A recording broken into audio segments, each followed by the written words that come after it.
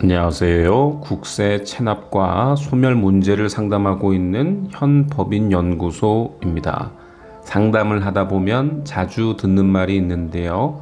체납액이 너무 커서 방법이 없겠죠? 5억 원 이상이면 소멸시효는 10년이 맞는 건가요?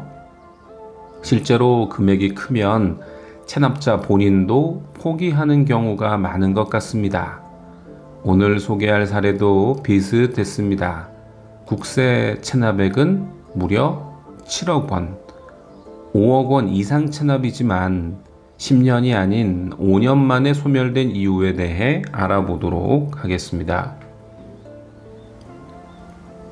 이번에 소개해드릴 실제 사례의 의뢰인은 50대 중반이었습니다.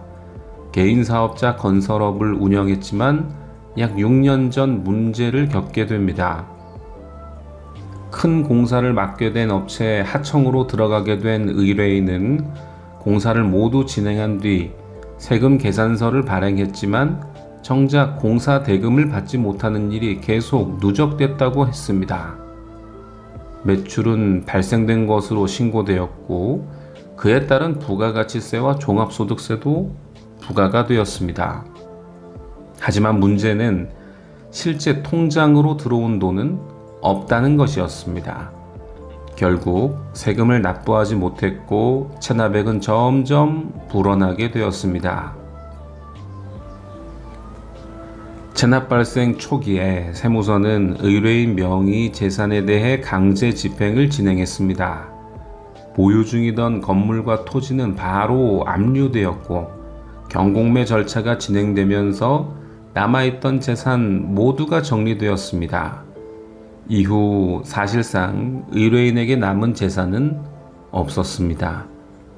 물론 체납은 남아 있었지만 실제로 세무서에서 압류를 하거나 강제로 징수할 수 있는 재산이 없었던 상태가 지속되었던 것입니다.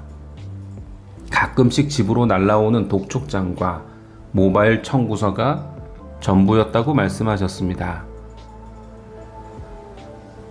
많은 분들이 놀라는 부분이라고 생각합니다. 국세 체납이 7억 원인데 어떻게 5년 만에 소멸될 수 있는지에 대한 부분입니다. 하지만 여기에는 중요한 이유가 있습니다. 먼저 국세 소멸시효는 5억 원 이상은 10년, 5억 원 미만은 5년입니다. 그러나 국세 소멸시효는 단순히 총 체납액만으로 계산하지 않습니다. 세목별로 판단합니다.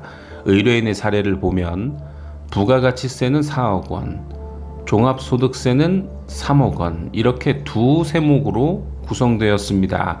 즉 각각의 세목은 5억 원 미만인 것입니다. 따라서 소멸시효는 총 합계인 10년이 아니라 5년 시효 적용 대상이었습니다. 그러나 이 사실을 잘 몰랐던 의뢰인의 경우에는 포기하고 살다가 이번에 자세히 알게 되어서 놀랐다고 하셨습니다. 저희는 추가적인 자료를 모두 검토한 결과 체납 발생 이후 시효를 중단시킬 만한 유효한 압류나 강제 징수 이력이 확인되지 않았다는 걸 알게 되었습니다.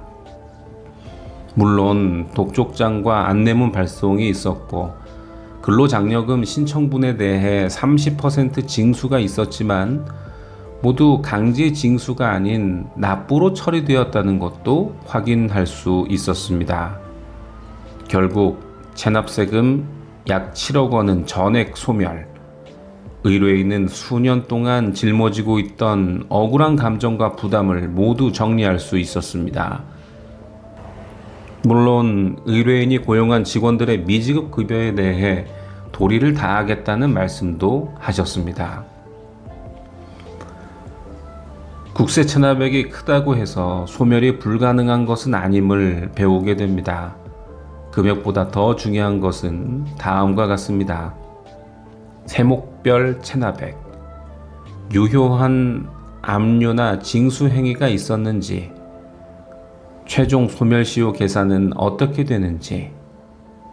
이번 사례도 7억이라는 숫자가 아니라 세목별 소멸시효와 실제 강제 징수 이력이 국세가 소멸되는 결과를 가져온 것입니다. 따라서 오래된 체납이면서 체납 액수가 크다고 포기하지 마시고 먼저 체납 관련 이력을 모두 확인하시기 바랍니다. 생각지도 못했던 해결 방법이 발견될 수도 있습니다. 네이버에 현 법인연구소를 검색해 보세요. 더 다양한 사례를 보실 수 있습니다. 다음에 또 다른 영상으로 찾아뵙겠습니다.